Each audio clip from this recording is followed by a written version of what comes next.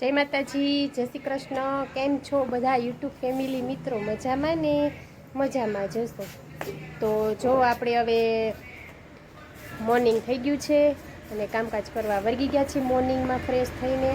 અને આજે છે સન્ડે એટલે આપણે ભગવાન સત્યનારાયણ ભગવાનની કથા ઘરે કરવાની છે, એટલે હું જ વાંચવાની છું આપણે, કેમ કે પ્રકૃતિબેનને એટલો હરખથી છે ને એટલા માટે। તો વિડીયોમાં છે ને કન્ટિન્યુ બન્યા રહેજો।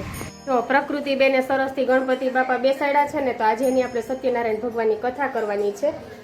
અને જો ગણપતિજીને સરસથી સ્નાન કરાવશું। આ ગણપતિજી છે ને એ આપણા ઘરના છે, આપણે આખું વર્ષ પૂજાપાઠ કરીએ તે છે। અને પ્રકૃતિ જે બનાવ્યા છે ને તે આપણે માટીના છે।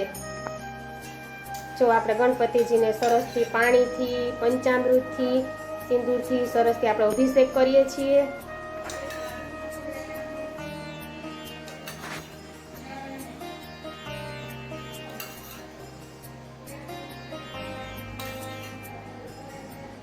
રિદ્ધિજી સીતિજીની પણ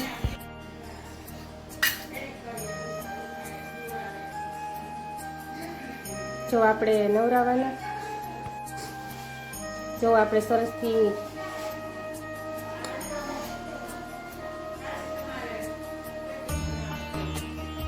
ભગવાનની જય।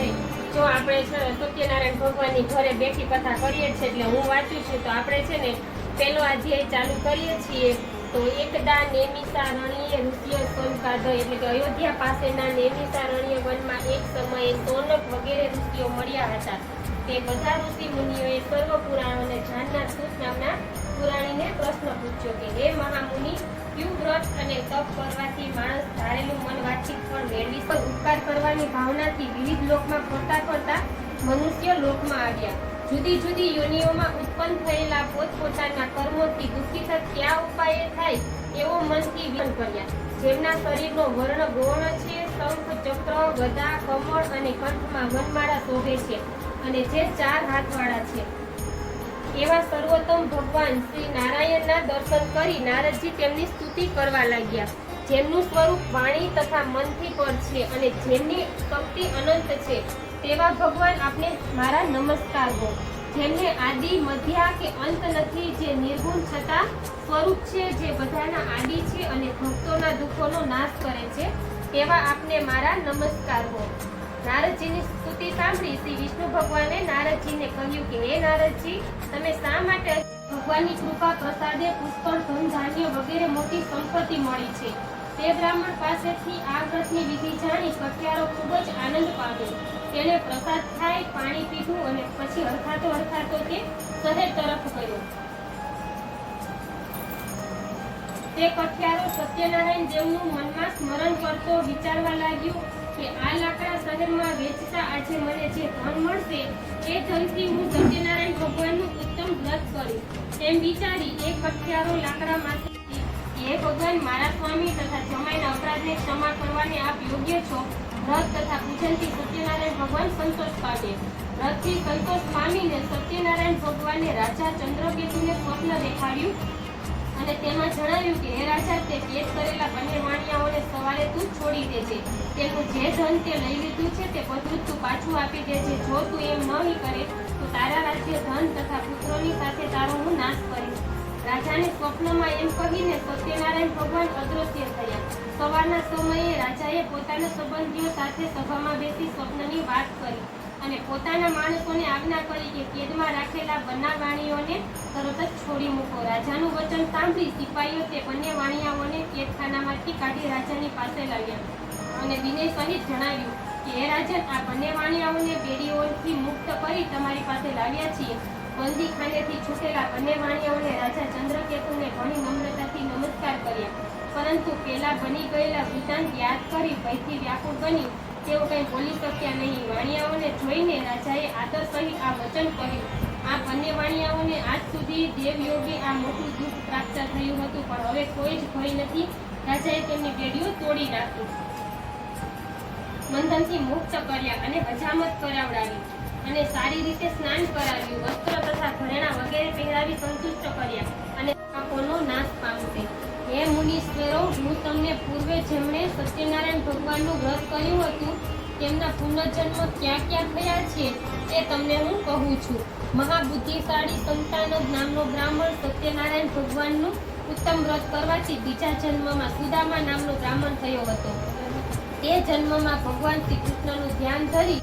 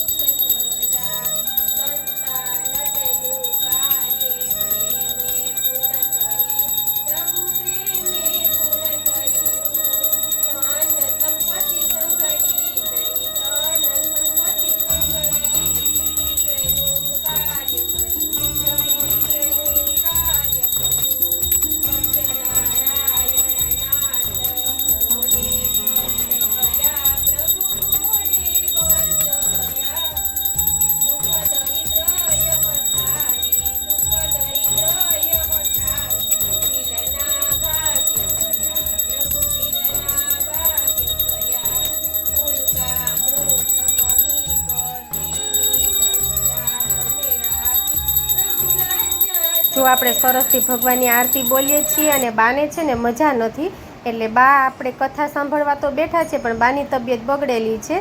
નકર તો બા પણ સરસથી કથામાં ને આરતીમાં સરસથી લાભ લઈ શકે, પણ આજે બાની તબિયત સારી નથી. એટલા માટે જો તમને બધાને મોઢા ઉપરથી તો ખબર જ પડી જતી હશે કે બાની તબિયત સારી નથી. એટલે આપણે જો કથા આજે સરસથી ગણપતિ બાપા બેસાડ્યા છે અને સરસથી કથા આપણે પ્રકૃતિનું મન હતું એટલા માટે આપણે કથા પણ કરી છે. પણ આજે તો દૃઢ નિશ્ચય કરી લીધો પપ્પાએ કે આપણે છે ને હવે દર પૂનમે બેઠી કથા આ રીતે આપણે કરી લેશું. એટલે સત્યનારાયણ ભગવાનની કથા કરવાથી ઘરમાં ઘણા ફાયદો થાય છે. કેમ કે પહેલાં મમ્મી કે અમે કરતા જ કે પહેલાં હું ને તારા પપ્પા બે મંદિરે જતા કથા કરતા અને પહેલાં અમે કથા કરતા જ, તો હવે એ કે આપણે નથી કરતા. એટલે પાછું પપ્પાએ કીધું છે કે 12 પૂનમ હું કથા કરીશ 1 વર્ષ સુધીની. એવું પપ્પાએ દૃઢ નિશ્ચય કર્યો છે ભગવાનની સામે અને અટલ વિશ્વાસથી માનતા કરી છે આપણે કહીએ ને તો બસ ભગવાન બધી અમારી મનોકામના પૂરી કરે અને તમારી બધાની પણ મનોકામના પૂરી કરે. અમારે જો 2 બહેનો આવી ગયા છે કથામાં. અમે કીધું તું 4 બહેનોને, પણ બહેનોને કોઈ કારણોસર હોય એટલે આપણે આવી રીતના ઘરે બેઠા કરી લીધી છે. એટલે નકર તો અમારે એટલાનું જ કરવાની હતી, પણ બેનું કે તમ તારે અમે કથા સાંભળવા આવશું એટલે 2 બહેનોને અમે કહી દીધું છે.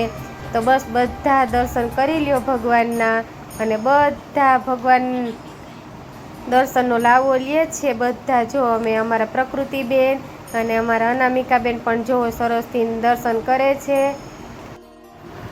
જો સરસથી આપણે ભગવાનને ભોગ લગાવી દીધો છે.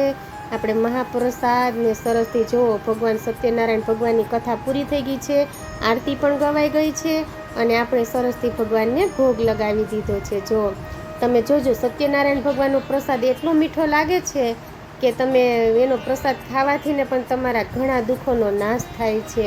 તો આજે આપણે બહુ જ મજા આવી કથા સાંભળીને, કથા વાંચીને. મન પ્રફુલ્લિત અને એકદમ શાંત થઈ ગયું છે. અને સરસથી પ્રસાદ જોવો ભગવાનને હવે આપણે ધરી દીધો છે અને પછી સરસથી બધા આપણે પ્રસાદ લઈ લેશું. તમારે પણ બધાને દર્શન કરવા હોય સત્યનારાયણ ભગવાનના તો બધા કરી લેજો. અને બધાને અમારા યુટ્યુબ ફેમિલીને ભગવાન આશીર્વાદ આપે છે. ત્યાર પછી હવે હું ને નરેશ દર્શન કરવા બેસી ગયા છીએ. જો નરેશ દર્શન કરે છે, મેં તો કરી લીધા છે. એટલે જો દર્શન કરવા બેસી ગયા છીએ સરસથી.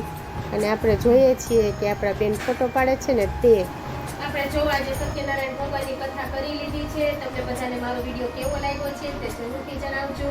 જો તમને વિડીયો પસંદ આવ્યો હોય તો શેર કરજો, લાઈક કરજો અને કોમેન્ટ બોક્સમાં જરૂરથી જણાવી દેજો. આવી રીતે મારા રોજે રોજ વિડીયો તમે જોઈ રાખજો. તો ચાલો હવે આપણે આવતીકાલે મળશું કંઈક નવા વિડીયોમાં કંઈક નવી વસ્તુ સાથે. જય શ્રી કૃષ્ણ, જય માતાજી ને બાય બાય.